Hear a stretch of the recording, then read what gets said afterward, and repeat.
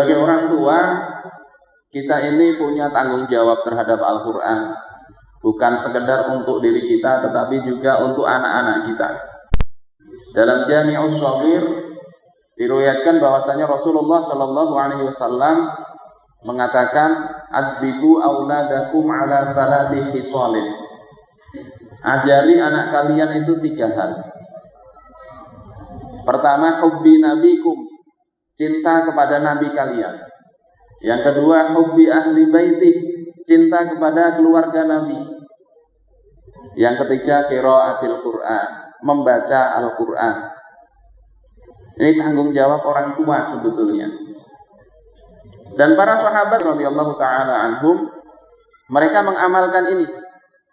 Sebagaimana dikatakan oleh Sa'ad bin Abi Waqqas radhiyallahu anhu di dalam kitab Nurul Yaqin, beliau katakan, kunna nu'allimu auladana, adalah kami itu mengajari anak-anak kami siratar Rasul wa maghazih, sirah atau kehidupan Rasulullah, kisah-kisah Rasulullah, tentunya kisah yang benar, wa maghazih, dan juga peperangan yang diikuti oleh Rasulullah, di mana beliau selama hidup di Madinah mengikuti 27 kali ghazwah, ikut dalam pasukan 27 kali 10 tahun itu.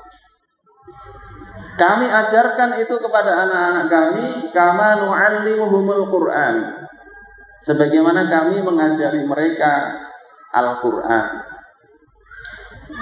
Kewajiban kita,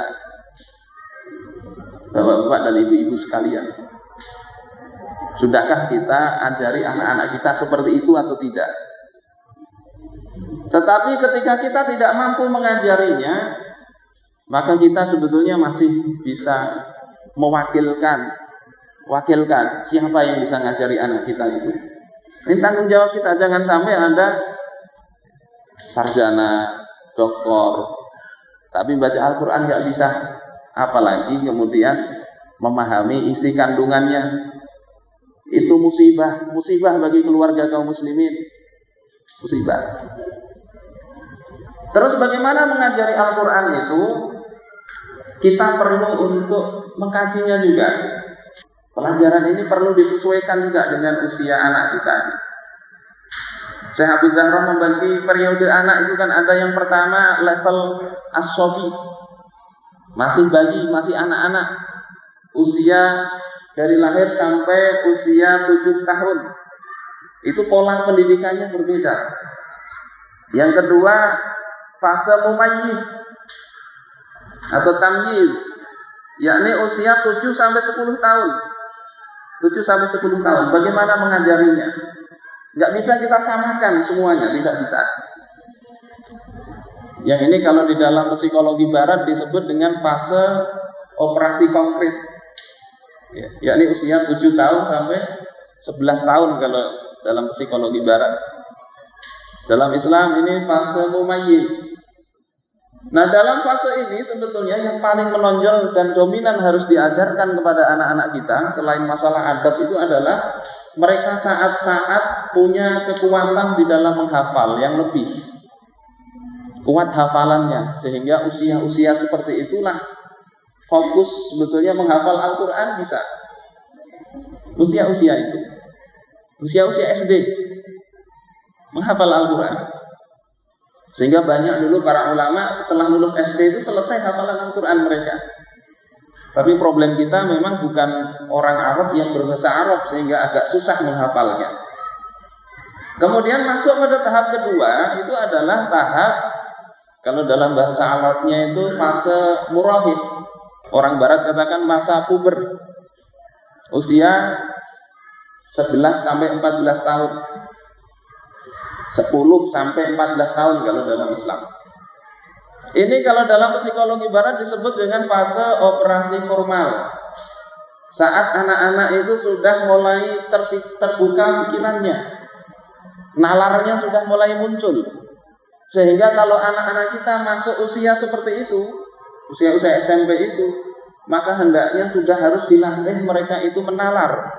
Nggak cukup menghafal. Akan jadi problem ketika anak-anak ini menghafal terus. tapi penalarannya tidak terasah. Menalar ini penting. Ibarat menghafal itu kita mengumpulkan semua bahan makanan, maka menalar ini adalah bagaimana kita menyajikannya. Bagaimana kita menggabungkan berbagai macam bahan makanan tadi sehingga menjadi satu hidangan yang lezat. Ini perlu penalaran, perlu untuk anak-anak diajak mikir, bukan sekedar menghafal. Kalau salah-salah menghidangkan ya seperti tadi bikin nasi goreng akhirnya direbus. Bikin nasi goreng direbus. Salah prosedur. Kalau masih kaitannya dengan memasak masih mending, masih bisa dinikmati. Tapi kalau ini memahami agama, bahaya. Kita bisa dapati kadang orang-orang masa pubernya ini terlambat, mikirnya terlambat sehingga sudah tua baru mikir. Akhirnya kemudian muncul hal-hal yang nggak benar itu. Sudah kakek-kakek baru bicara agama itu semuanya sama. Masa pemberontakannya yang harusnya itu usia-usia SMP itu sudah selesai, masalah-masalah begitu. Saya dulu punya murid usia SMP, sudah kritis itu pikirannya itu. Kalau nggak dibenerin bisa keluar dari Islam. Usia SMP itu karena memang berkembang pikirannya. Nah ada orang yang terlambat, sudah tua baru mikir begitu. Telat, masa pubernya telat. Yang sekarang lagi rame juga itu siapa? Saifuddin Ibrahim. Ya Allah, kasihan orang tuanya, kasihan.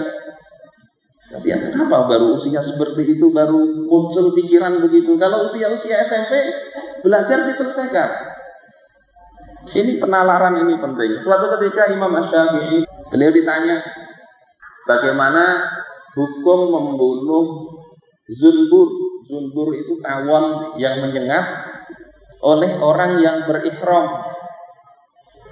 Kita tahu orang yang berihram tidak boleh membunuh binatang. Tapi kalau ada lebah yang menyengat, ini apakah boleh dibunuh atau tidak?